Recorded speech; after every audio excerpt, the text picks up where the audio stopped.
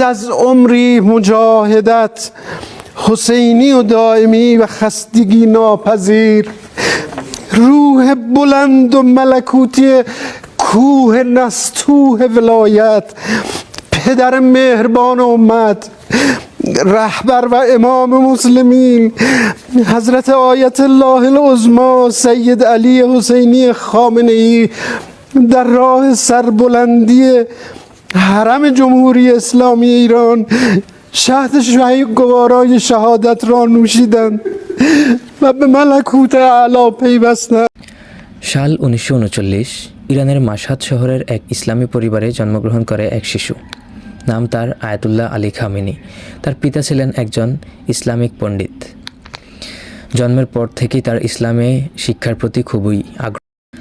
1960 থেকে 70-এর দশকের মধ্যে ইরানে প্রেসিডেন্টের বিরুদ্ধে আন্দোলন শুরু হয়। সেই আন্দোলনে অংশগ্রহণ করেন আয়াতুল্লাহ আলী খামেনি এবং তিনি সামনের সারিতেই ছিলেন।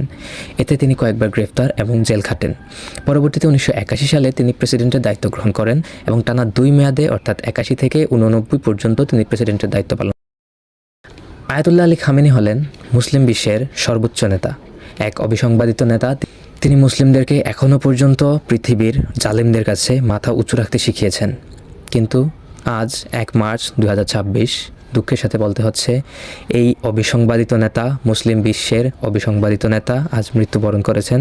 তাকে হত্যা করা হয়েছে। শুরুতে দেখিয়েছি এই নেতার মৃত্যুতে একজন সংবাদকর্মী কিভাবে কান্নায় ভেঙে পড়েন সংবাদ প্রকাশের সময়।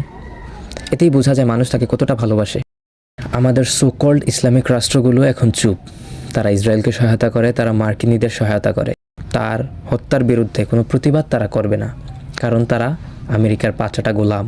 ইরানের সর্বোচ্চ নেতা হিসেবে দায়িত্ব গ্রহণের পর থেকে মুসলিম জাতি পেয়েছিল একজন বীর যোদ্ধা। তিনি কখনো অন্যায়ের বিরুদ্ধে মাথা নত করেননি। প্রথমে আমেরিকা রাজনৈতিকভাবে তাকে সরানোর প্ল্যান করে, কিন্তু সেই প্ল্যান যখন ব্যর্থ হয় তখন সামরিকভাবে তাকে উৎখাতের চেষ্টা করে এবং তারা সফলও হয়। আয়াতুল্লাহ আলী খামেনির হত্যার বিরুদ্ধে আমরা কোনো প্রতিবাদই করতে পারছি না। মুসলিম দেশগুলো ভাবছে এটা শুধু ইরানের বিষয়, কিন্তু তারা এটা বুঝতে পারছে না যে এটা পুরো মুসলিম বিশ্বের উপর পড়ছে। মুসলিম উম্মাহ একজন অবিসংবাদিত নেতাকে হারিয়েছে। আয়াতুল্লাহ আলী খামেনির মৃত্যুর মধ্য দিয়ে মুসলিমদের নিপীড়ন, অত্যাচারের দিন শুরু হলো। এখন থেকে মুসলিমরা খালি নির্যাতিত হবে, তার বিরুদ্ধে কথা বলার কেউ থাকবে না। ফিলিস্তিনের এতদিন নির্যাতিত হতো, তাদের পক্ষে কথা বলতো ইরান। এখন সেই ইরানকে দমিয়ে দিয়েছে। আয়াতুল্লাহ আলী খামেনির মতো একজন সিংহ পুরুষকে দমিয়ে দিয়েছে। এরপরে তাদের বিরুদ্ধে কথা বলার মতো আর কেউ নাই।